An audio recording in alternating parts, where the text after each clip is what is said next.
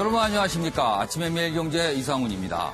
초식남과 건어물력, 결혼은 물론 연애에도 도통 관심이 없는 청년을 뜻하는데 일본에서 생긴 표현입니다. 그런데요, 우리나라 20, 30대의 미혼율이 이런 일본을 앞질렀다고 합니다. 일본보다 결혼을 더 안 하는 사회가 된 겁니다. 단순히 개인의 문제라고 치부할 단계는 넘어선 듯합니다. 자, 오늘도 각 신문의 일면 톱 기사부터 출발해 보겠습니다. 먼저 매일경제신문입니다. 이쪽에 기사가 있군요. 큰 제목으로 한국 반도체 쇼크 훨씬 심각했다 이렇게 돼 있습니다. 자, 그럼 얼마나 심각했을까요? 내용을 좀 보겠습니다. 삼성전자, 우리나라의 반도체를 상징하는 기업인데요. 4분기에 어닝 쇼크다. 영업이익이 10조 8천억인데 전분기보다 무려 38%가 줄어들었습니다. 쇼크군요. 반도체 이익도 13조에서 8조로 급감을 했는데 우리나라 경제 반도체 의존 비율 굉장히 높은데요.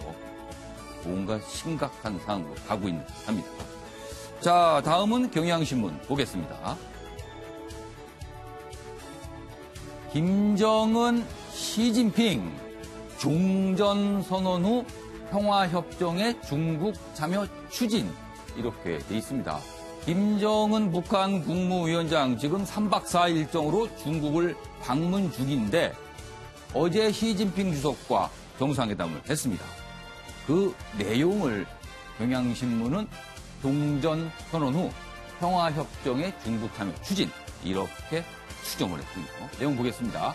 3박 4일 4차 공식 방중 열차로 베이징 도착 후 정상회담을 했고 만찬을 가졌습니다.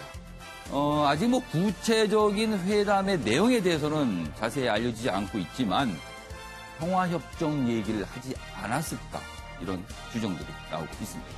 자, 이번엔 중앙일보로 가겠습니다. 이쪽에 기사가 있습니다. 징용, 신일철 죽음, 2억대 한국 내 자산 법원에서 압류 결정을 했습니다. 일제강제징용 피해자들이 일본 기업에 대해서 한국 내 자산을 압류해달라. 그래야지만 뭔가 조치가 이루어질 수 있다. 이런 신청을 했는데 법원이 받아들였습니다.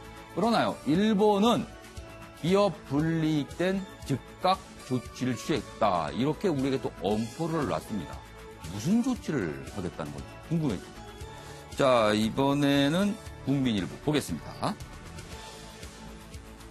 기사가 이쪽에 있습니다. 국정 틀어진 친문 비서실, 경제, 개혁, 드라이브 예고했다. 어제 청와대 비서실장 이하 몇몇 수석에 대한 개편이 있었습니다. 그 내용이군요.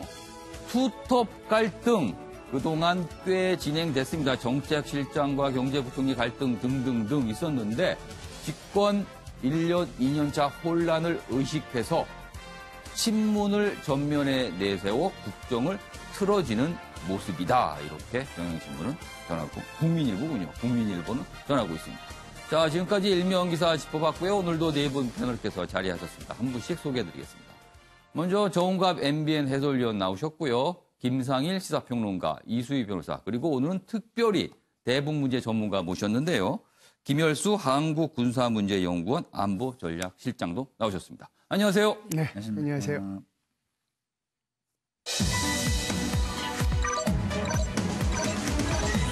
오늘 다룰 이슈의 핵심을 정리한 아침을 여는 키워드입니다. 첫 번째 키워드, 김정은, 시진핑과 작전 타임. 그 다음엔요, 떠난 인종석, 남은 조국, 장영자의 호통, 마지막으로 미국 끌어들인 일본, 이렇게 네 가지 키워드로 오늘 내용을 정리해봤습니다. 그럼 본격적으로 1시간 동안의 신문 브리핑 출발해 보겠는데요. 먼저 김정은 위원장의 방중 소식부터 따라보도록 하겠습니다. 첫 번째 기사 보시죠. 동아일보입니다. 가장 화려한 연회장에서 만찬을 했다. 인민대회당에 있는 연회장을 말합니다. 그리고 시진핑, 김정은의 성대한 생일상을 마련해 줬다. 어제가 김정은 위원장의 생일이었거든요. 그 내용을 전하고 있군요. 여기 내용 좀 자세히 보죠. 북중 정상회담 첫날 갖고 여러 가지 상황을 묘사했습니다. 중국 김정은 35세 생일에 맞춰 초청을 했고 환영 연회에 상무위원 등 이른바 중국의 실세들이 대거 출동했습니다. 그리고 21량의 전용 열차 타고 온 김정은은요, 황금빛 휘장이 달린 전용 벤츠 차량으로 이동하는 모습이 포착도 됐습니다. 그리고 이런 상황에서 중국 상무부 청사에서는요, 미국과 중국이 치열한 무역 협상을 벌이고 있었습니다. 굉장히 묘한 상황입니다. 이렇게 김정은 위원장이 온 상황에서 미국과 중국이 또 협상을 벌이고 있고요. 그리고 북한과 중국은 마치 미국을 보란 듯이 밀착 관계를 과시했다. 이렇게 동아일보는 평가하고 있습니다. 자, 그럼 여기서요. 어제 상황을 전한 북한 방송들의 내용이 좀 있습니다. 그 영상 확인하고 이어가겠습니다. 조선노동당 위원장이시며 조선민주주의인민공화국 국무위원회 위원장이신 우리 당과 국가 군대의 최고領導자 김정은 동지께서 중국공산당 중앙위원회 총서기이시며 중화인민공화국 주석이신 습근평 동지의 초청에 의하여 주체 108 2019년 1월 7일부터 10일까지 중화인민공화국을 방문하시게 됩니다. 这访问呢，实际上大家也知道，这是中朝两党两国，我们作为友好的邻邦，保持高层这样的高层交往，也是我们两国传统友好的一个重要的组成部分。 네. 어제 모습이 북한과 중국 양각 설명을 했지만 사실은 직접적인 발언이나 이런 건 아직 등장하지 않았습니다. 그러나 어제 모습 중에서 눈에 띄는 장면 중에 하나, 그리고 언론 통해서 알려진 내용 중에 하나는요. 동생 김여정과 부인 리설주가 같이 중국을 왔다는 겁니다. 그전까지는 리설주만 따로 가거나 김여정만 따로 가거나 각각 갔는데 동반해서 김정은 위원장이 다 데리고 간 겁니다. 이 부분도 글쎄요. 앞서 있었던 세 번의 방중과는 좀 다른 모습이라서 자, 김열수 실장님. 네. 약간 눈에 띄는 장면 중에 하나였습니다. 이거는 어떤 의미가 있을까요? 아니면 그냥 대거 동행을 하니까 그중에 그냥 포함이 된 걸까요? 네, 의미를 부여하려면 부여할 수는 있을 텐데요. 네. 이런 거죠. 지금은 이제 북한에 남아있는 사람은 예. 2인자라고 볼 수 있는 채용에만 남아있다고 해도 과언이 아니거든요. 예. 나머지는 이제 자기 동생까지 직접 데리고 그렇습니다. 밖에 나갔으니까요. 예. 그리고 이제 외교와 국방을 책임지는 사람까지 다 데리고 나갔다. 이 의미는 그만큼 이제 체제에 대한 자신감이 있다라고 하는 것을 의미하는 거고요. 이렇게 많은 사람을 데리고 북한 내부를 비워둬도 큰 문제가 없다. 그렇죠. 예, 그런 의미가 있고 그다음에 이제 김여정 동생이 어떤 때는 가고 어떤 때는 못 가고 했던 것은요. 예. 못 갔던 때는 아마 그 출산하고 관계가 있어서 아마 예. 그랬을 거고 예. 이번 같은 경우에는 그런 자신감의 표현 예. 이런 것들이 다 묻어 있다 이렇게 볼 수가 있죠. 지금 화면에 보시면요. 4차 방중 수행단에 리설주, 김여정, 김영철 통일전선부장, 리수용 국제부장, 리용호 외무상 거의 대미, 대남, 대중 담당자들이 다 같이 갔습니다. 큰 수행단을 동행을 한 거죠. 자, 그러면은 이번 김정은 위원장의 방중의 의미는 과연 무엇일까? 지금 언론마다 나름대로 분석을 하고 있는데요. 그 내용 준비했습니다. 기사 보겠습니다. 한국일보입니다. 북미 담판 전 김정은 또 시진핑과 작전 타임. 한국일보는 작전 타임이라고 해석을 했습니다. 2차 북미 회담 앞두고 북중 위로를 과시한 거다. 그리고 시진핑 주석은 비핵화 과정에서 중국의 역할을 강조했다. 이렇게 한국일보는 전하고 있습니다. 자, 다음 기사도 있는데요. 역시 해석을 한 기사입니다. 보겠습니다. 한겨레 신문입니다. 김정은 중대 일정마다 시진핑 만나 중국이 뒤에 있다는 신호. 이렇게 제목을 달고 있습니다. 중요한 일, 큰 일을 앞둘 때마다 내 뒤에는 중국이 있다. 아마도 미국을 향한 신호를 보내는 것 같습니다. 내용 자세히 보면요. 북미 2차 정상회담 압박, 제재 완화, 체제 보장 절실한 북한, 중국 안전판 다시 확인한 것이다. 이렇게 되고 있고요. 기사 내용을 좀 더 자세히 보겠습니다. 이쪽 전문가 분석이 있는데요. 김 위원장의 방중이 3번 모두 북미 정상회담 등 전후로 이루어졌다. 그런 차원에서 북미 간 회담이 임박한 것으로 볼 수도 있다. 이렇게 분석을 내놨습니다. 자, 정우갑 해설위원님. 3차례의 김정은 위원장의 방중 때 보면요. 트럼프 대통령과 만나기 한 달 전, 아니면 문재인 대통령과 만나기 한 달여 전, 한 달 법칙이 좀 있었습니다. 2차례에 걸쳐서. 그리고 이번에도 역시 지금 북한과 미국의 2차 정상회담이 예정돼 있는 상황에서 갔기 때문에 한 달여 뒤, 지금부터 한 달여 뒤면은 2월 중순 정도가 되겠군요. 이때 트럼프 대통령과 김정은 위원장이 만나는 거 아니냐, 이런 추정이 나옵니다. 그렇습니다. 그 정부 측 인사를 만나도 북미 간의 그 정상회담은 상당히 구체화된 단계로들 인식을 합니다. 예. 이번에 그 김정은 위원장의 방중은 저는 그 두 가지 측면에서 보고 싶습니다. 그러니까 김정은 위원장이 이미 신년사에서 저는 두 가지 점을 주목하는데 새로운 길이라는 점을 언급을 했고 또 다자협상을 통한 그 평화체제 구축을 얘기를 했습니다. 그러니까 새로운 길이라는 것은 김정은 위원장이 늘상 강조했듯이 이 북한 핵 문제 해결은 단계적 동시적 조치를 얘기를 합니다. 그러니까 그동안에 이제 여러 핵시설에 대한 파괴라든가 선제적 조치를 했음에도 불구하고 미국은 그럼 그동안 뭘 하고 있는 것이냐라는 그럼 제재 완화라든가 뭔가 액션을 취해달라는 요구를 한 것이거든요. 만약에 그것이 안 되고 일방적인 강요를 한다면 우리는 그렇게 할 수 없다라는 점을 보여준 것이고 또 평화체제라는 것은 뭐 종전선언에 계속 매몰려다 보니까 뭔가 진전이 안 된단 말이죠. 그러니까 그렇다면 항구적인 체제 안전 보장을 위한 평화체제를 가는데 중국도 포함한 남북 그다음에 북미 간에 이 점에 대해서 분명했단 말이죠.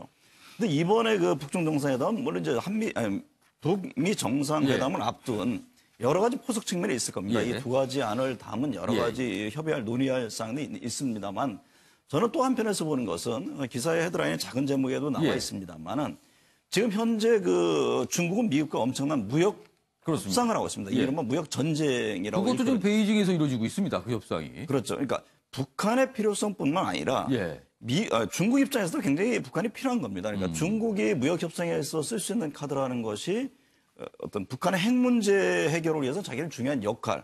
그동안 계속 강조를 했습니다만은 어느 순간부터는 트럼프가 그걸 도외시했단 말이죠. 그러니까 그 점에 대해서 중국 입장에서는 어떤 무역 협상에 있어서 뭔가 좀 더 협상력을 높이기 위한 그런 차원에서의 어떤 북한과의 긴밀한 유대 관계.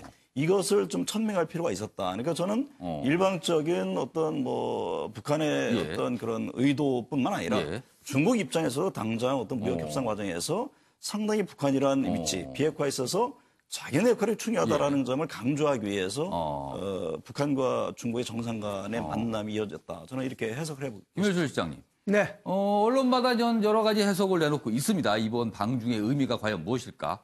자, 가장 궁금한 거는 김정은 위원장의 생각과 시진핑 주석의 생각입니다. 과연 어떤 생각을 하면서 이번 방중을 계획하고 만나고 있는 걸까요? 지금 이제 좀 전에 말씀하신 분께서 아주 이제 요약해서 잘 말씀을 해주셨다고 저는 생각을 하고요. 조선시대는 이제 통상 이제 이게 그 동지사들이 갔잖아요. 그러니까 이번에는 이제 동지사의 대표로 직접 이제 갔다라고 볼 수 있는데요. 그만큼 이제 뭐가 필요하다라고 하는 이제 그런 차원인데 서로 주고받을 것이 있었단 말이죠. 옛날에 동지사들이 갔을 때도.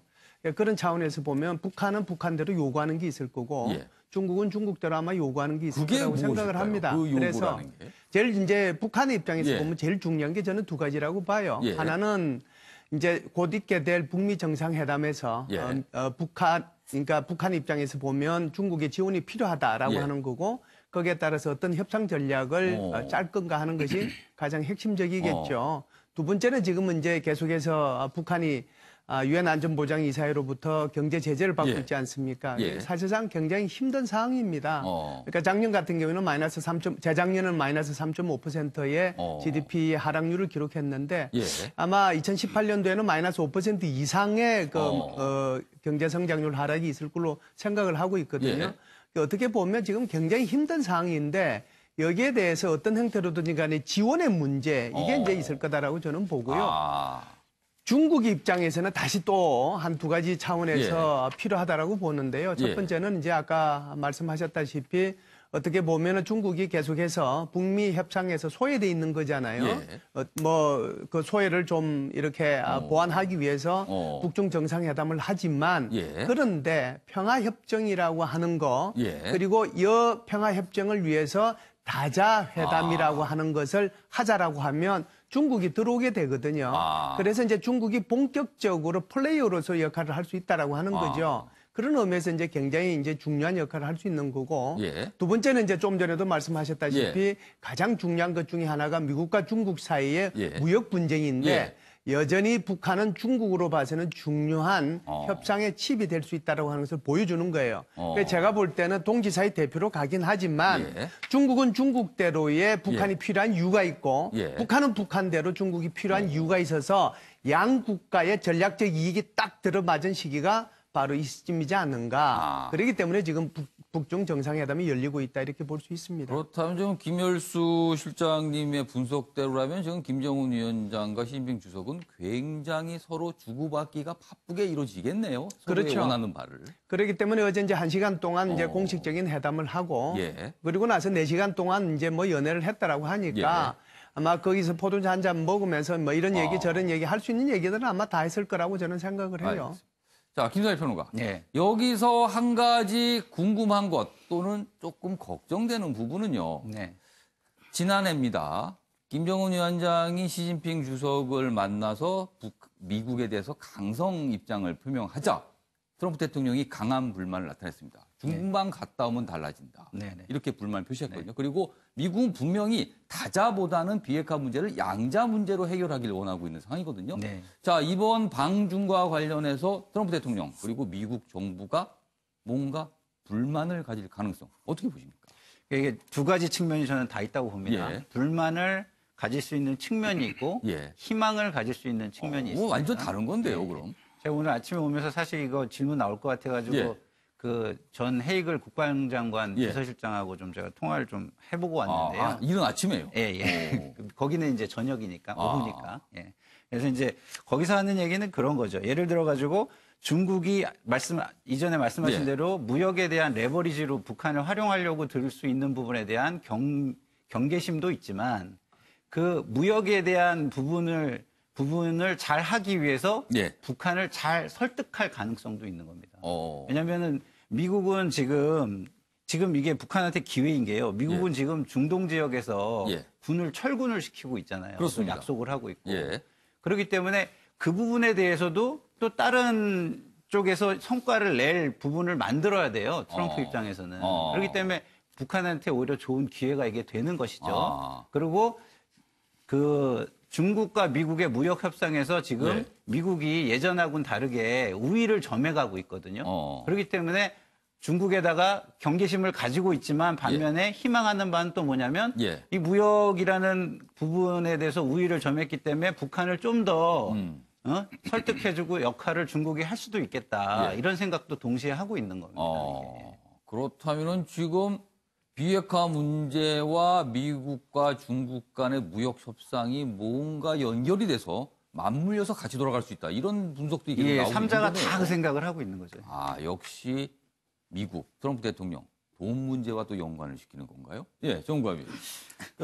이번에 신년사에서 다자틀수에서의 평화체제를 언급한 것은 저는 이제 중국과 긴밀한 교감 속에서 나오는 거라고 봅니다. 그 구체적인 표현을 하면서 사실은 북핵 문제 해결에서 중국이 또 당분간 이게 소외된 그런 형국이었는데 그렇죠. 이미 이제 그 어떤 카테고리 안으로 넣어줬거든요. 그 지금 이제 미 중국 간의 무역 협상 과정에서 만약에 그 협상이 어느 정도 진전되냐에 따라서 미국 측에서는 당연히 지금 어떤 대북 제재의 그 카테고리에 엮으려고 할 겁니다. 근데 이 문제에 대해서 북한은 굉장히 초미의 관심사인 거죠. 그러니까 일단은 중국에 대해서 이 북한 핵 문제에 대해서 뭔가 무역 협상을 하는 데서 지렛대라는 거 촉매제를 줬기 때문에 그렇다면 제재라는 부분에 대해서 우리한테 좀 뭔가 긍정적인 거를 좀 줘야 되는 것 아니냐라는 여러 포괄적인 의미를 담고 이번에 요구를 할 겁니다. 그러니까 지난 3차 그 북중 간의 정상회담 이후에 제재 문제가 이렇게 원활하게 소위 말해서 북한에 대한 지원 자체가 원활하게 이루어지지 않았거든요. 그런데 만약에 지금 상황에서 지금 중국과 미국과의 무역 협상이 타결될 경우에 오히려 제재 문제가 중국으로서도 국제 제재의 틀을 벗어나기 굉장히 어려운 국면에 빠질 수가 있는 겁니다. 그러니까 이 점에 대해서도 분명히 입장을 좀 듣고 싶은 측면이 있을 것이고, 그리고 이미 북한 핵에 있어서 중국의 역할을 신년사에서 넣고 또 강조하고 그런 모양새를 취해줬기 때문에 그에 상응하는 중국의 입장을 반드시 듣고 싶어하는 게 김정은 위원장의 입장이었으리라고 저는 생각이 됩니다. 이번 방중을 계기로 중국의 역할이 좀 더 적극적으로 될 것이다. 오늘 많은 신문도 그렇게 분석을 하고 있습니다. 김효수 실장님. 네. 또 하나의 관심사는요. 북한 내부 입장에서 보면요. 경제난을 해결하는 부분이 있거든요. 요번에 수행단에 포함된 인사 중에 박태성 과학기술 담당 부위원장이 들어가 있고요. 그리고 텐진.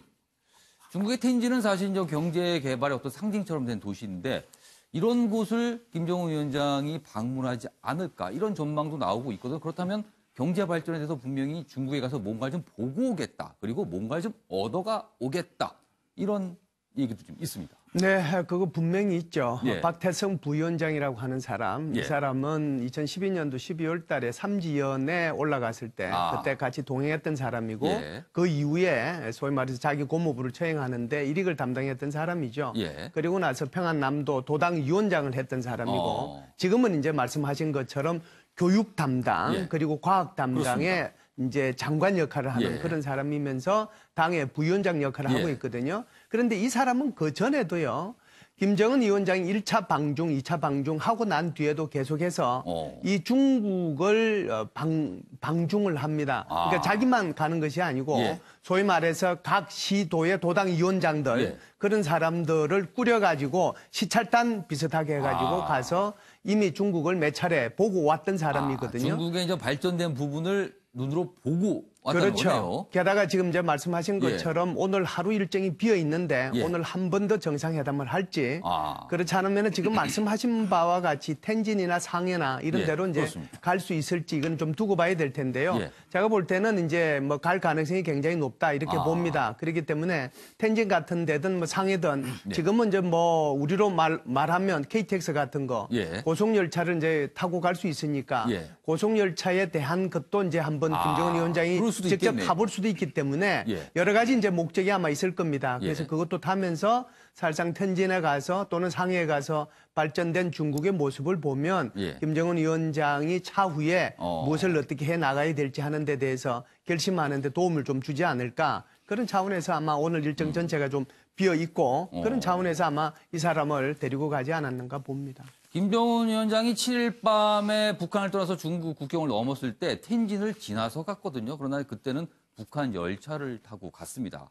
저속인 거죠. 그런데 만약 오늘 텐진을 방문하는데 중국의 고속열차편을 이용한다. 그 부분도 굉장히 큰 기사가 될 듯합니다. 만약에 벌어진다면요. 자, 이 김정은 위원장 방중하에서 다음 기사가 또 있습니다. 그 내용도 좀 준비해 보겠는데요. 뭔가 좀 이례적인 일이 이번에 있었습니다. 내용 보겠습니다. 매일경제입니다. 비밀주의 깨고 김정은 베이징 도착 전에 북한과 중국이 각각 발표를 합니다. 중국에 갔다고. 베이징에 도착하기도 전에. 과거에는요. 다 끝나고 돌아간 뒤에나 보도를 했거든요. 여기 내용 보겠습니다. 북중 이례적 동시에 보도. 베이징역 주변 삼엄한 경비. 뭐 이건 비슷합니다. 그러나 비밀주의를 깨고 뭔가 신속하게 보도를 했다는 측면은 이례적입니다. 이수희 변호사. 자, 이 모습은 북한이 아마 요구를 했겠죠. 이런 모습에 대해서는. 그렇다면은 정상국가다. 우리도 정상국가다. 이런 모습을 좀 과시하고 싶었던 건가요? 이번이 이제 처음은 아니고요. 뭐 물론 이제 출발에 대해서 이제 도착 전에 발표된 거는 처음인데 이전에 그 이제 싱가포르에서 북미 정상회담 그 직후에 또 한 번 방중을 했었죠. 그때는 도착한 후에 이동하는 모습이 일정이 이제 시작이 본격됐을 때 보도가 됐을 나왔어요. 때 이제 보도가 됐어요. 근데 그 전에 싱가포르에서의 북미 정상회담에서 저녁에 그 시민들이 있는 싱가포르 시민들이 있는 곳에 관광을 하고 이런 국제 무대에 벌써 데뷔를 제대로 한번 했었죠. 그 후에 좀 이런 그 공개 일정을 방중 공개 일정들이 좀 더 확대되는 것 같습니다. 그래서 저는 이거는 뭐 정상 국가에 대한 모습을 보이는 것도 있고 또 하나는 그 국제 무대에 대한 그 자신감이 어느 정도는 생긴 거 아닌가라는 생각도 듭니다. 그리고 뭐 평양을 비우는 거에 대해서도 상당한 자신감을 보이는 것 같고 그런 면에서는 그럼 김정은의 저런 자신감이 어디서 나오느냐? 그럼 뭐 중국의 저런 환대도 있을 거고 핵 보유에 대한 자신감도 있을 거고 그리고 그 이번에 1월 1일 날 있었던 신년사하고 연관해서 저는 좀 앞서 분들은 좀, 저는 더 좀 이것도 빼뜨리면 안 된다는 생각이 드는 게. 어떤 겁니까? 플랜 B를 얘기를 했어요. 그 미국에 대해서. 그렇죠. 우리는 할 만큼 했다. 안 되면 새로운 길. 안 되면 새로운 길을 가겠다라는 얘기를 했어요. 했습니다. 그게 상당히 위협적인 말인 거죠. 그게 뭐 우호적인 말이라고 받아들이기는 어려운 거고. 그렇다고 그러면 이제 중국을 방문했을 때, 즉, 바라는 거는 국제 제재에 대해 조금이라도 풀어지는 부분이잖아요. 거기에 대해서 중국 시진핑하고도 뭔가 얘기가 있지 않았을까라는 것도 좀 주목해 볼 필요가 있어 보입니다. 김을수. 김정은 위원장이 정상국가의 정상적인 지도자로 가고자 하는 것은 하루 이틀 된 문제는 아니고요. 본격적으로 이 문제를 공식적으로 얘기한 것은 작년도 3월 5일 날 우리 정용 실장을 포함해가지고 대북 특사단이 북한을 방북을 했을 때, 그것도 회담 끝나고 같이 식사를 했을 때, 그때 당시에 김정은 위원장이 직접 얘기를 했어요. 어떤 얘기를 하냐면, 나는 정상적인 국가의 정상적인 지도자로 대우받고 싶다고 그랬어요. 그래서 그 말을 하고 난 뒤에 이제 계속해서 유심히 도대체 어떤 모습으로 비춰질지를 계속 봤거든요.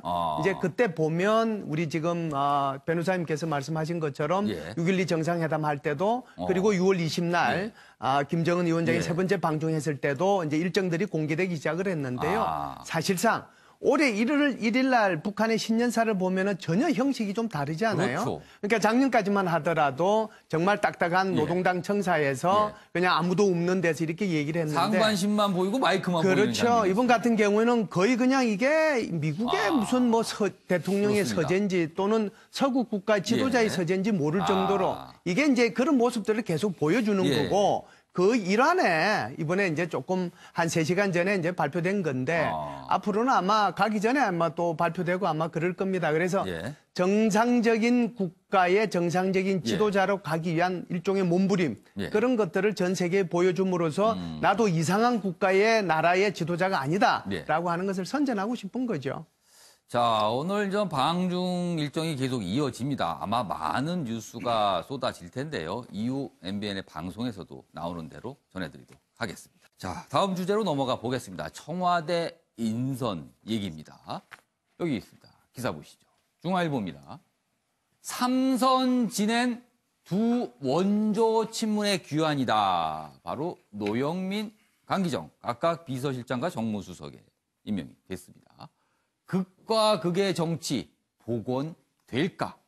지금 정치권 극과 극의 싸움을 벌어지고 있는데 이게 어떻게 수습이 될까? 이런 내용입니다. 내용 보시면요. 대통령 지지율 하락, 쇄신 요구에 일기 청와대 이끈 젊은 친문은 퇴장을 했고 친문 시니어 그룹 다시 전면에 나섰다. 이렇게 돼 있습니다. 젊은 친문의 퇴장. 친문 시니어 그룹의 등장 이렇게 설명을 하고 있군요. 그러나 야당에서는 시대착오적인 인선이다 이렇게 비판을 내놨습니다. 자, 그럼 여기서요. 어제 임종석 비서실장이 떠나기 전 마지막으로 청와대 인선을 발표 갔습니다. 그 내용 보겠습니다. 예, 안녕하세요. 오늘까지 대통령 비서실장 임종석입니다. 이 발표가 이제 저의 마지막 미션인 셈입니다. 문재인 정부가 탄생한 이유, 그리고 당신에게 주어진 소명과 책임을 한순간도 놓지 않으려고 애쓰시는 모습을 옆에서 보면서 안타까웠던 적이 참 많았습니다. 대통령께서 더 힘을 내서 국민과 함께 헤쳐가실 수 있도록 많은 응원 부탁드립니다. 떠날 때가 되니까 부족했던 기억만 가득합니다.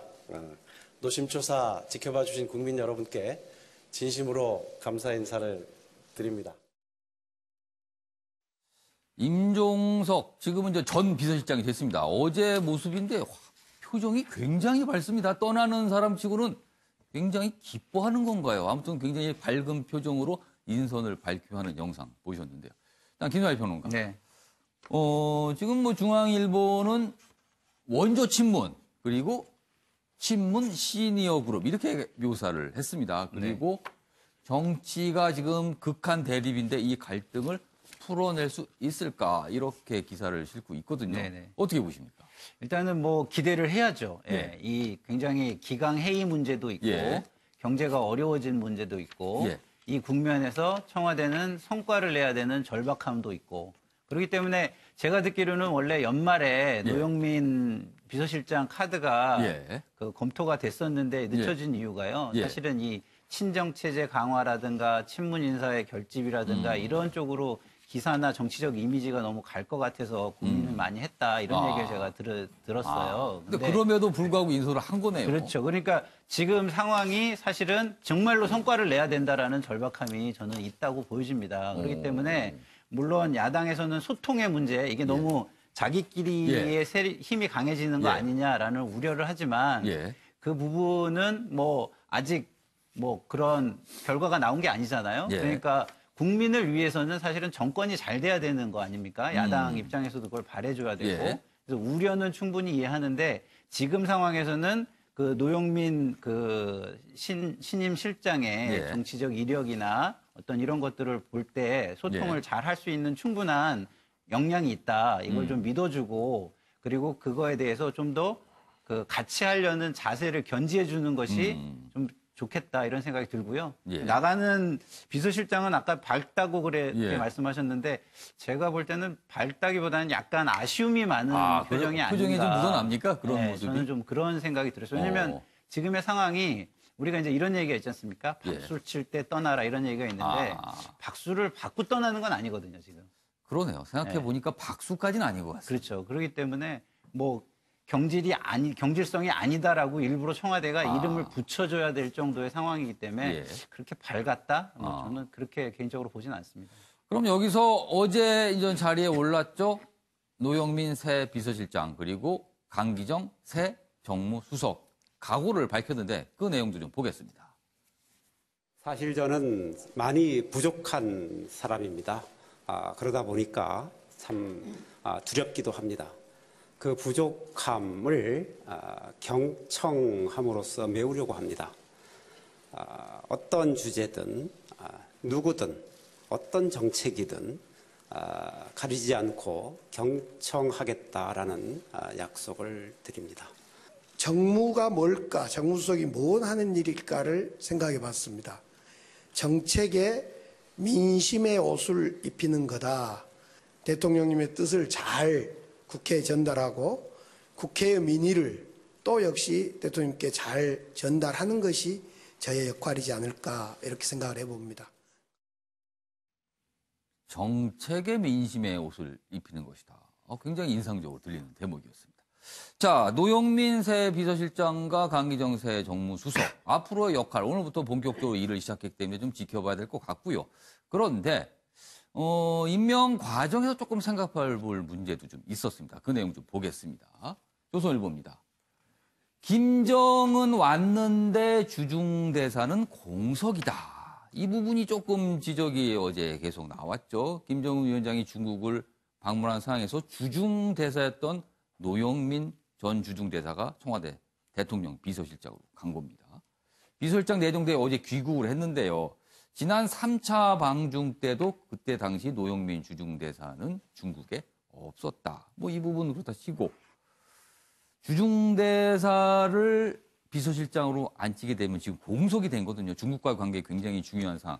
야당을 중심으로 이 부분에 대한 지적이 좀 있습니다. 요거는 이수희 변호사 어떻게 좀 보세요? 지금 야당 입장은? 네, 뭐 어제 그 노영민 지금 이제 실장이 됐는데 공항에서 그 얘기를 했죠. 뭐 그렇게 방중 때문에 뭐 전날 들어올 비행기를 좀 늦춰서 왔다라고 하는데 저는 왜 노영민 실장이 이렇게 빨리 들어와야 됐었냐. 그래 보면은 이제 어제 이게 4시인가 발표가 있었죠. 거기서 나가는 그 신임 그 임종석 실장과 신임하고 이렇게 악수하고 뭐 이런 그 좀 이벤트성으로 보일 수 있는 그런 장면들이 있었죠. 그게 뭐 지금도 이렇게 이제 화면에서 뜨는데 저 모습을 보여주기 위해서였나라는 면에서 썩 맞닿지는 않았습니다. 그런데 또 하나는 우리가 지금 4강 외교가 많이 흔들리고 있다는 지적이 많아요. 이거는 외교부 내부에서도 그렇고 외부에서도 지적이 많단 말이에요. 그렇다 그러면은 차질이 없으려면 지금 뭐 중국이 얼마나 지금 우리 앞서 20분 이상을 얘기했지 않습니까? 얼마나 중요한 상황인데 그렇다 그러면 공백이 없이 대사는 미리 정할 수도 임명을 할 수 있었잖아요. 노영민 그 주중대사를 비서실장으로 한다는 얘기는 이미 꽤 오래전에 나왔던 얘기인데 그럼 미리 준비를 했어야 되는 거 아니냐. 공석이 없이 바로 이어질 수 있도록. 그런 면에서 많이 아쉽고 그리고 많이 그분에 있어서는 이제 위험하다 이거는 이런 그 시각 자체가 주중대사를 비워도 된다? 이건 저는 상당히 위험한 발상이라는 생각이 듭니다. 알겠습니다. 정우가 위원님. 여러 논란이 있을 수 있습니다만 제가 보기에는 좀 지나친 해석 같고 그러니까 어쨌든 노영민 대사가 오면서 얘기했죠. 그러니까 어쨌든 그 문제 때문에 하루 늦춰서 왔다는 거.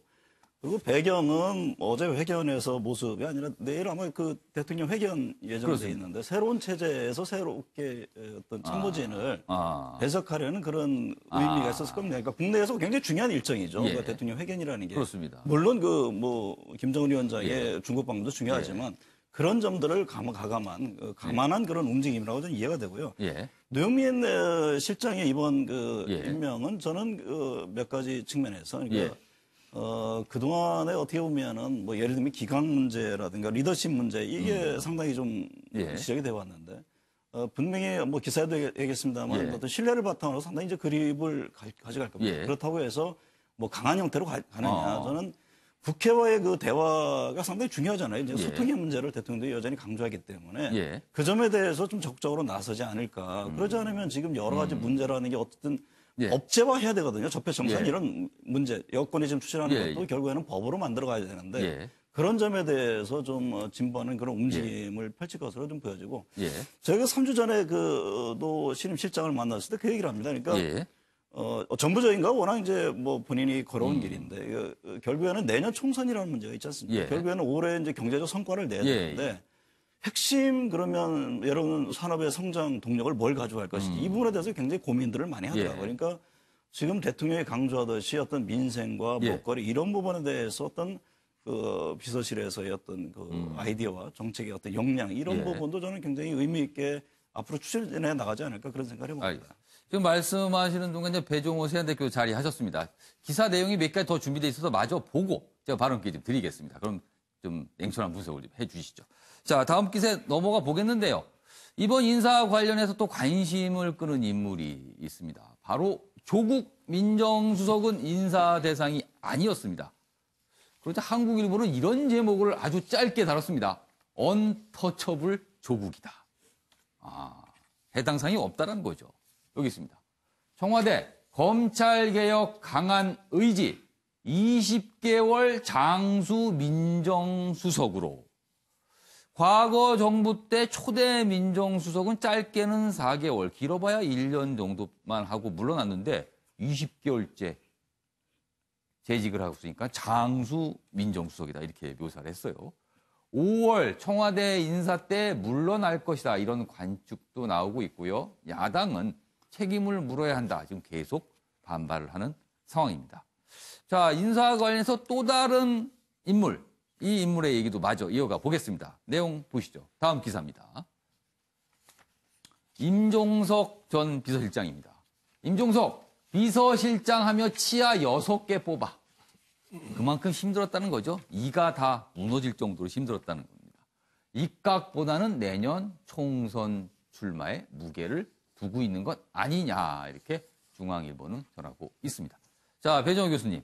조국 민정수석과 떠난 임종석 전 비서실장 얘기 연속해서 두 명의 인물 기사를 봤습니다. 자, 어떻게 보십니까?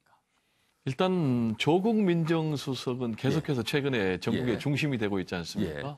야당에서는 야권에서는 계속적으로 물러나라 이렇게 정치 공세를 펴고 있는데 이번에도 유임이 됐습니다.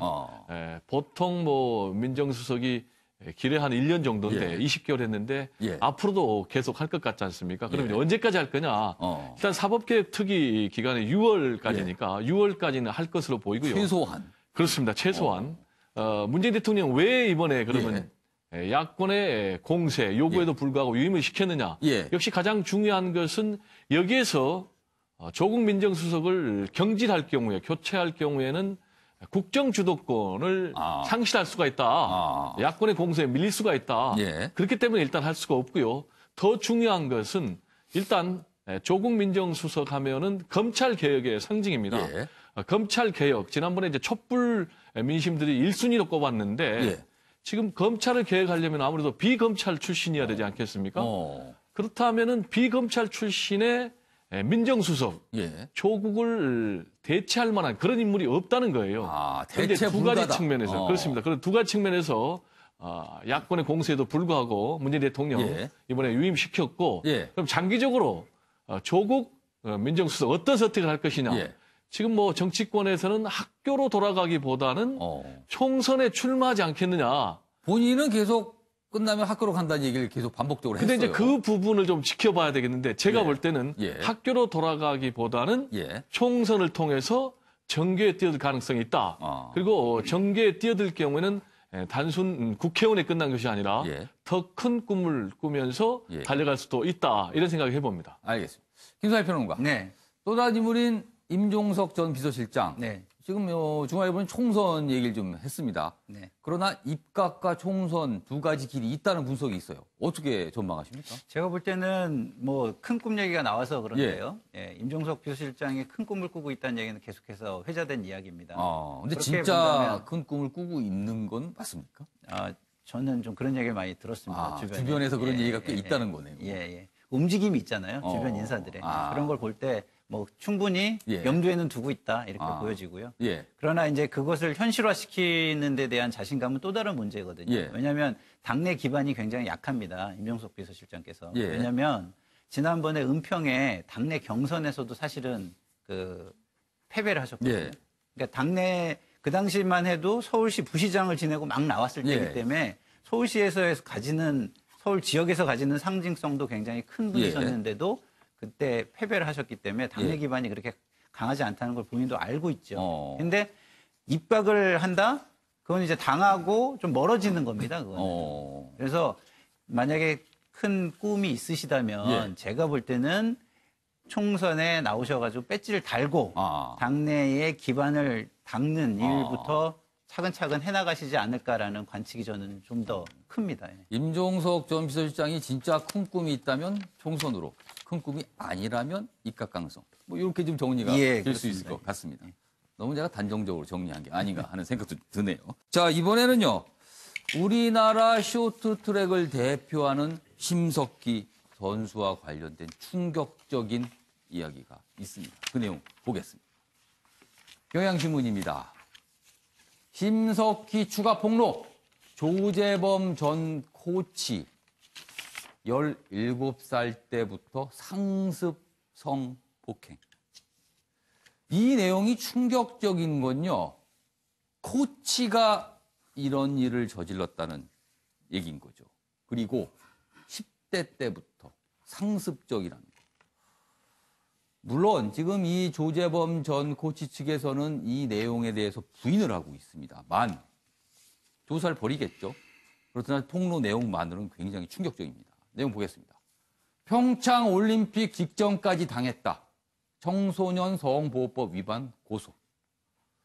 국가대표 무게에 보복 두려워 침묵했지만 어렵게 용기를 냈다. 이렇게 밝혔습니다. 그리고 기사 내용 좀 보겠습니다. 여기 있습니다. 이에 대해 조 전 코치 변호인은 성폭행 관련 혐의를 사실 무근이라고 주장했다. 이렇게 되어 있습니다. 이수희 변호사.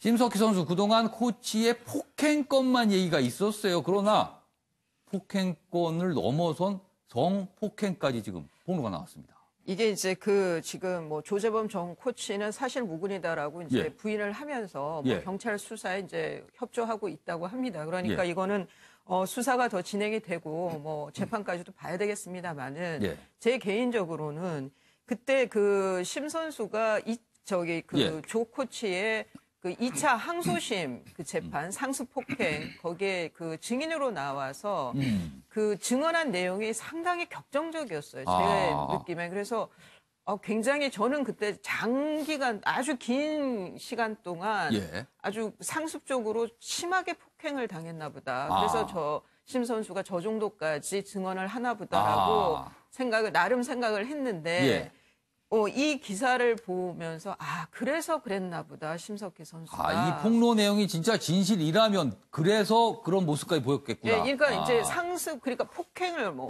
폭행한 사실에 대해 증언을 하는데 물론 눈물이 나고 다 하지만 내용이 이거는 이제 제가 그 법조인으로서 좀 뭐라 그럴까, 좀 심 선수가 굉장히 말을 그러니까 세게 했다. 증언을 굉장히 세게 했다. 강하게. 네, 강하게 했다. 그래서 저는 그 코치가 뭐 잘못했다고 반성도 안 하고 어떤 배상에 대한 얘기도 없고 하는가 굉장히 후한무치하게 나오나 뭐 여러 가지 추측을 했었거든요. 그런데 이 기사를 보니까 그렇다면 그렇게밖에 증언이 안 됐겠구나. 이 말은 못하고 속이 오죽했겠습니까? 이런 말은 못하고 그냥 폭행 얘기만 하면서 그런 면에서 저는 마음이 너무너무 아팠습니다. 이 기사를 보면서. 배종희 교수님. 네. 새로운 폭로가 나온 거고요. 최소한 폭행건은 지금 뭐 상황이 조사가 들어가서 여러 가지 얘기가 있는데 추가가 된 겁니다. 우리나라 스포츠계, 더더군다나 한국을 대표하는 선수가 이런 일을 당했다는 거. 국민들 입장에서는 굉장히 충격적입니다. 그렇습니다. 이제 굉장히 충격적인 게 여러 가지가 있는데 첫째는 이 조재범 코치가 심석희 선수가 초등학교 때 직접 발탁을 해서 결국 이제 세계적인 선수로 키웠다는 거 아니겠습니까? 그러면은 이런 특별한 인연으로 쭉 성장을 했는데 성폭행을 본인이 17살 때, 그러니까 고등학교 2학년 때 당했다는 거 아니겠습니까? 그럼 굉장히 충격적인 게 이런 문제가 과연 심석희 선수만의 문제인지 또는 이런 패턴이 우리나라 스포츠계에 고질화된 혹시 숨겨져 있는 병폐는 아닌지 이 부분까지도 이번 기회에 한번 물론 이 사안과는 여러 가지 그 내용은 다르지만 얼마 전에 컬링 국가대표팀도 여러 가지 논란이 됐었어요. 보면 이 스포츠계의 이 지도자와 그 선수와의 관계 이 부분을 진짜 심각하게 들여다봐야 될 때가 아닌가 싶기도 하네요. 그렇습니다. 그래서 저는 이제 폭행과 성폭행 이런 범죄의 문제도 들여다봐야 되지만은 과연 우리나라 스포츠 지도자와 선수와의 관계가 어떤 관계인가? 제가 볼 때는 단순한 스포츠 지도자와 선수만의 관계는 아니고 어릴 때부터 꿈나무들을 발굴해서 직접 육성을 해서 세계적인 선수로 성장을 시키면은 스포츠 지도자와 선수만의 인연이 아니고 인생의 지도자 역할을 해줘야 된다. 그런 측면을 좀 우리나라 스포츠 지도자들이 이번 사건을 계기로 한번 깊이 성찰해봐야 되지 않겠는가 이런 생각이 듭니다. 자, 지금까지 조재범 전 코치 측에서는요, 이 성폭행 폭로와 관련해서 사실 무근이라는 입장을 계속 나타내고 있습니다. 자, 여기서 정확한 진실이 뭔지 이 부분에 대해서 좀 따져봐야 할 때가 된 것 같습니다. 아마 조사에 들어가겠죠. 자, 이번에는 장영자 씨 얘기가 또 기사로 나왔습니다. 여러 가지 좀 모습이 눈길을 잡는데 그 내용 보겠습니다. 보시죠. 이쪽에 있군요. 조선일보입니다. 어디 내 앞에서 법정에 나왔는데요. 호통을 칩니다. 증인을 향해서. 내용 좀 보겠습니다. 4번째 구속된 큰손 법정 출석. 검사에게는요. 질문 좀 천천히 좀 해주세요. 이렇게 부탁도 하고요. 기자에겐 팩트만 써라. 또 이렇게 목청을 높이기도 했다고 합니다. 내용 좀 자세히 보겠습니다. 최근에 이제 국선 변호인 선임 얘기가 나왔는데요. 그거에 관한 입장도 좀 밝혔습니다. 변호인 선임 비용이 없어서 국선 변호인 선임했다고 쓰고 있는데, 그러니까 기사로 이렇게 쓰고 있다는 거죠. 로펌이라면 수십 개를 얹을 수 있다. 재판부와 소통을 위해 국선을 원한 것. 일부러 국선을 했다는 설명이네요. 그리고 여기 또 있습니다, 내용이. 증인이 이제 법정에 나와서 증인도 여러 가지 얘기를 했겠죠. 그리고 본인도 얘기하는데 이런 얘기를 합니다. 증인을 향해서. 질문하고 있는데 어디 앞에서? 라고 말을 했다가 재판장으로부터 주의를 받게 됐다. 한마디로 말해서 굉장히 뭔지 당당한 모습이었다는 겁니다. 정은갑 위원님. 네. 이분 장영자 씨의 이 태도 어떻게 보십니까? 장영자 씨는 그 한 40여 년 전 그 세상에서 여전히 갇혀 사는 것 같아요. 아직까지도 저렇게 네 번째 계속 사기를 하고 있다는 자체도 그렇고, 앞서 얘기했듯이 세상이 바뀌었는데 본인이 뭐 재판장에서 호통치고 또 가장 이분이 좀 안타까워하는 건 그거 같아요. 그러니까 뭐 자기가 돈이 없어서 국선 변호에 쓴 거냐, 이 부분에 대해서 발끈했던 거 아니에요? 그러니까 본인이 아마 굉장히 자존심이 상하다 이런 태도인 것 같아요. 그러니까요. 또 하나 저는 좀 놀라운 것은 여전히 사회에 어쨌든 간에 장영재 씨라는 이름이 통용되기 때문에 저렇게 사기를 계속 되풀이하는 것 아닌가. 그런 점에서 어쩌면 그럴 수 있을까라는 그런 또 의구심도 갖게 됩니다. 이수희 변호사. 통상 이렇게 재판에 나왔을 때요. 피의자가 나와서 이제 재판을 받는 상황에 검사한테 좀 천천히 좀 얘기해 주세요. 왜 이렇게 빨리 얘기합니까? 뭐라든가 아니면 증인 보고 어디 질문하는데 내가 말을 하고 내가 끼어들 이렇게까지 모습을 보이는 사례가 좀 있습니까? 거의 없죠.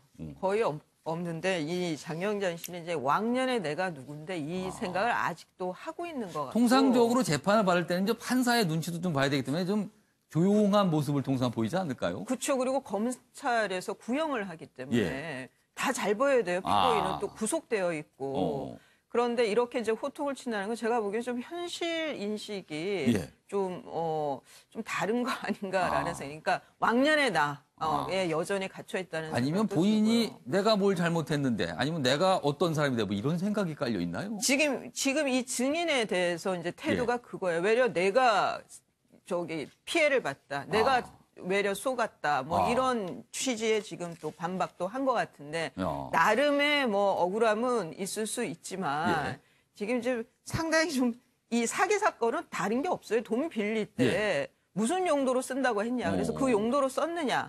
아니면 빌리 당시에 재력이 얼마나 됐느냐. 그 재력을 보여주면 되는 거거든요. 재산이 있는 거. 근데 그거는 못 하시고 있는 게 아닌가. 그래서 이렇게 그냥 왕년의 나의 모습에 호통만 치고 있는 게 아닌가 싶은데 좀 안 됐기도 하고 이런 분들이 조금은 있어요. 제가 뭐 했던 케이스 같으면 막 100억이 들어있는 통장을 보여주면서 재판정에서. 네, 근데 그게 이렇게 숫자를 보니까 이게 위조된 거예요. 그냥 보기에도. 그런데 계속 위조를 해서 갖고 와서 보여준다는 겁니까? 근데 지금 장영자 씨가 이 얘기 들으면 또 엄청 화가 날 것 같긴 한데 변호사한테 그 골동품 도자기를 팔아달라고 갖다 줬는데 그 도자기가 골동품이 아니었대잖아요. 이런 여러 가지가 좀 저로서는 현실 인식에 좀 문제가 있는 게 아닌가 하는 생각이 듭니다. 아무튼 굉장히 언론 입장에서는 좀 눈길을 잡는 모습이 있어서 좀 몇몇 신문에서 기사로 좀 다뤄졌습니다. 자, 이번에는 일본 얘기를 해봐야겠습니다. 우리와 레이다, 이른바 이 레이다 갈등을 벌이고 있는데 일본은 왜 이렇게까지 할까요, 도대체? 그 얘기 좀 해보겠습니다. 여기 있습니다. 한국과 레이더 싸움에 미국 끌어들이는 일본. 미국까지 끌어들이려고 움직임이 있다고 그러네요. 관방장관, 미국의 긴밀히 설명 중. TV 아사히, 미국, 한일 현안에 신중하다. 언론은 미국은 신중하다 그러는데 관방장관은 미국한테 아주 긴밀하게 뭔가를 설명을 하고 있다 그러네요. 미국이 들으면서 무슨 생각을 할까요? 자, 그럼 여기서요. 이 이슈와 관련해 박진아 아나운서가 전한 이슈톡에서 자세한 내용 들어보겠습니다. 레이더 조준의 진위를 놓고 한국과 일본 간 갈등이 점점 커지고 있죠. 이런 가운데 일본 자민당 의원들의 발언이 이 갈등에 기름을 붓고 있습니다. 그제 일본에선 자민당의 긴급회의가 열렸는데요. 외교안보 분야에서 영향력이 큰 참석자들이 이 공방에 대한 강경 발언을 쏟아냈습니다. 한국이 북한과 접촉하다가 일본 초계기에 들켜 레이더 쏜 거 아니냐 이런 발언을 회의에서 했다는데요. 또 한국이 거짓말에 거짓말을 하고 있다. 절대 믿을 수 없다라는 반응도 보였다고 합니다. 그리고 한일 방위 당국 간의 협의하자는 의견은 협의가 아니라 항의라는 강한 자세로 임하길 바란다라고 목소리를 높였다는데요. 이날 일본 자민당 의원들은 한국 정부의 사과를 요구하며 대응 조치가 필요하다는 의견을 내비쳤습니다. 이른바 한일 레이더 공방, 지난 12월 20일 일어난 일이죠. 한국 해군 구축함이 공해상에 있는 일본 초계기를 향해 레이더 공격을 했다라고 일본이 주장하면서 이 공방이 시작됐는데요. 당시 초계기에서 찍은 영상을 공개하며 주장을 펼쳤습니다. 이에 우리 국방부도 반박 영상을 공개했는데요. 영어, 일본어, 중국어 등 외국어 자막이 담긴 영상까지 추가 제작하기도 했습니다. 일본의 주장이 사실이 아님을 국제사회에 알리기 위해서죠. 우리나라는 일본의 사실 왜곡을 멈추고 사과하란 뜻을 전했습니다. 하지만 일본도 계속해서 자신들의 주장을 여러 나라에 펼치고 있는데요. 특히 미국 측에 중재를 요청할 가능성도 있음을 내비치기도 했습니다. 점차 갈등의 양상이 국제 여론전으로 퍼지고 있는 모습입니다. 일본의 계속된 주장, 과연 어떤 목적이 있는 걸까요? 일본은 이전에도 레이더 갈등을 펼친 전례가 있는데요. 지난 2013년 중국에 항의를 한 바 있습니다. 당시 일본은 교전권을 보유하기 위해서 이 같은 공방을 벌인 걸로 알려졌는데요. 이번 한일 레이더 공방도 마찬가지입니다. 일각에선 일본이 전쟁 가능한 나라로 법을 바꾸기 위해서 주변국의 갈등을 만드는 거 아니냐, 이런 의혹을 벌이고 있습니다. 국방부는 한일 실무협의가 논의 중이다라고 밝혔지만 실무협의에 대한 개최 여부는 아직 구체화하고 있지 않다고 밝혔습니다. 과연 한일 간 벌어지고 있는 이 갈등이 해소될 수 있을지 주목됩니다. 지금까지 박진아의 이슈톡이었습니다. 네, 김선일 평론가. 네. 일본 정부는 미국을 끌어들인다 모양새고 일본 정치인들 일각에서는 거의 가짜뉴스 수준의 의혹 제기를 하고 있어요. 네네네. 왜 이러는 겁니까, 도대체? 그래서 이걸 보면서 제가 이제 두 가지 생각이 듭니다. 하나는 이제 의도를 경계해야 되겠다. 하나. 두 번째는 관리를 잘 하고 윈윈할 수 있는 방법을 차분하게 찾아야 되겠다. 이렇게 되는데요. 하나는 이제 일본의 의도죠. 왜 이러냐, 도대체.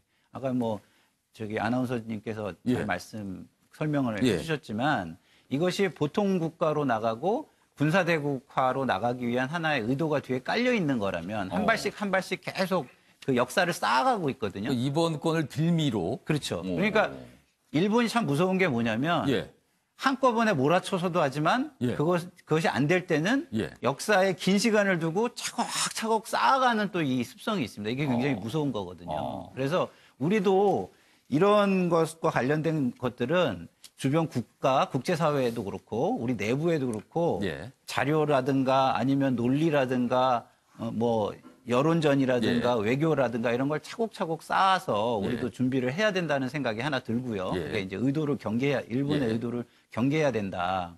그리고 두 번째는 이게 어쨌든 국가 간의 외교가 틀어지면 그 피해가 어마어마하게 클 수밖에 없습니다. 그렇기 때문에 이것을 잘 관리해야 되겠다는 생각을 먼저 가운데 두고 해야지 이거를 시시비비만은 가리겠다. 일본을 우리가 누르겠다. 이런 섣부른 생각은 좀 안 했으면 좋겠다. 이런 생각도 좀 동시에 듭니다. 물론 좀 황당하긴 한데요. 그럼에도 불구하고 차분할 필요는 좀 있겠다. 이런 생각입니다.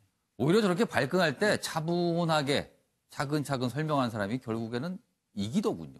우리도 그런 태도를 좀 취해야 되지 않을까 생각이 듭니다. 다음 기사로 넘어가 보겠습니다.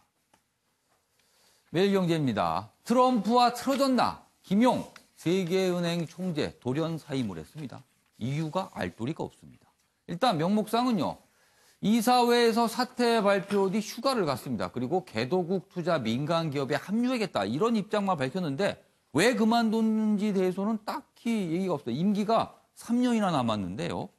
그래서 추정할 수 있는 내용이 있는데 여기 설명이 되어 있습니다. 이쪽입니다. 민주당 정부에서 지명된 그가, 그렇죠. 지금은 공화당 정부니까요. 그러니까 전 정부에서 지명이 됐다는 거죠. 그가 국제기구에 대해 불만이 많은 도널드 트럼프 미국 정부와 지속적으로 갈등을 빚었다는 말도 나온다. 특히 기후변화 정책에 반대하는 미국 정부의 압력에 맞서 여러 가지 조치를 취했는데 이게 트럼프 대통령과 갈등을 빚은 게 아니냐 이런 전망이 나와서 아무튼 좀 시간이 필요해 보입니다. 정확한 이유가 나오기까지는요. 미국 언론 쪽에서도 아마 지금 열심히 취재에 들어가지 않았을까 이런 생각을 해봅니다. 레이더 조준의 진위를 놓고 한국과 일본 간 갈등이 점점 커지고 있죠. 이런 가운데 일본 자민당 의원들의 발언이 이 갈등에 기름을 붓고 있습니다. 그제 일본에선 자민당의 긴급회의가 열렸는데요. 외교안보 분야에서 영향력이 큰 참석자들이 이 공방에 대한 강경 발언을 쏟아냈습니다. 한국이 북한과 접촉하다가 일본 초계기에 들켜 레이더 쏜 거 아니냐 이런 발언을 회의에서 했다는데요. 또 한국이 거짓말에 거짓말을 하고 있다. 절대 믿을 수 없다라는 반응도 보였다고 합니다. 그리고 한일 방위 당국 간에 협의하자는 의견은 협의가 아니라 항의라는 강한 자세로 임하길 바란다라고 목소리를 높였다는데요. 이날 일본 자민당 의원들은 한국 정부의 사과를 요구하며 대응 조치가 필요하다는 의견을 내비쳤습니다. 이른바 한일 레이더 공방, 지난 12월 20일 일어난 일이죠. 한국 해군 구축함이 공해상에 있는 일본 초계기를 향해 레이더 공격을 했다라고 일본이 주장하면서 이 공방이 시작됐는데요. 당시 초계기에서 찍은 영상을 공개하며 주장을 펼쳤습니다. 이에 우리 국방부도 반박 영상을 공개했는데요. 영어, 일본어, 중국어 등 외국어 자막이 담긴 영상까지 추가 제작하기도 했습니다. 일본의 주장이 사실이 아님을 국제사회에 알리기 위해서죠. 우리나라는 일본의 사실 왜곡을 멈추고 사과하라는 뜻을 전했습니다. 하지만 일본도 계속해서 자신들의 주장을 여러 나라에 펼치고 있는데요. 특히 미국 측에 중재를 요청할 가능성도 있음을 내비치기도 했습니다. 점차 갈등의 양상이 국제 여론전으로 퍼지고 있는 모습입니다. 일본의 계속된 주장, 과연 어떤 목적이 있는 걸까요? 일본은 이전에도 레이더 갈등을 펼친 전례가 있는데요. 지난 2013년 중국에 항의를 한 바 있습니다. 당시 일본은 교전권을 보유하기 위해서 이 같은 공방을 벌인 걸로 알려졌는데요. 이번 한일 레이더 공방도 마찬가지입니다. 일각에선 일본이 전쟁 가능한 나라로 법을 바꾸기 위해서 주변국의 갈등을 만드는 거 아니냐, 이런 의혹을 벌이고 있습니다. 국방부는 한일 실무협의가 논의 중이다라고 밝혔지만 실무협의에 대한 개최 여부는 아직 구체화하고 있지 않다고 밝혔습니다. 과연 한일 간 벌어지고 있는 이 갈등이 해소될 수 있을지 주목됩니다. 지금까지 박진아의 이슈톡이었습니다.